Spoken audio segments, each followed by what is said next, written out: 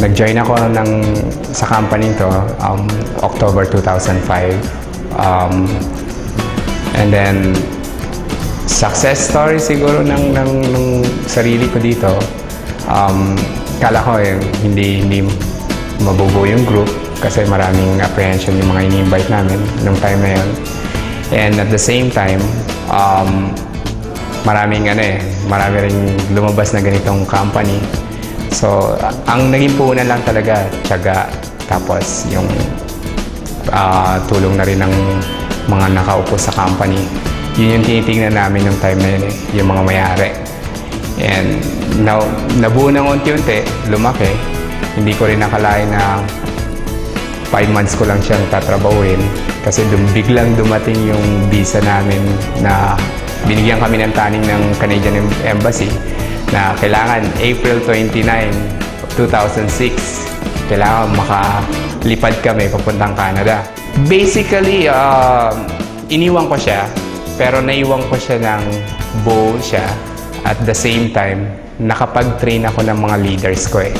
So, nag-start ako, nung umalis ako, kumikita ako ng mga 20,000 average ko yan per month.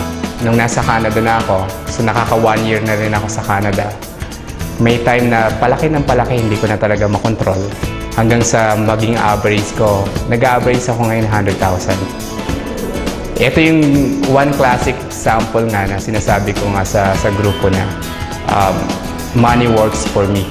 I'm not the one working for money anymore. Kasi nga, nabuo ng maayos yung grupo, lumaki ng lumaki, and at the same time, maraming pasasalamat yung ginagawa ko sa kanila na kung hindi dahil sa company, yung paniniwala ko sa company na ito magiging successful. Kita naman talaga sa industriya ng network marketing. AIM Global, isa sa mga pinaka matatag na kumpanya pagdating sa network marketing. Unang-una, napakaganda ng product. Isa sa pinakamagandang marketing plan. Tapos yung nasa likod ng company, hindi mo matatawaran ng kakayahan. Sila Doc Ed, Sir John, tapos Sir Francis, si Sir Isko. Haligi na yan ngayon. Kumbaga, tinitingala ng bawat company na gustong gayahin to. Yun lang, ang ko lang, pasasalamat sa kumpanya.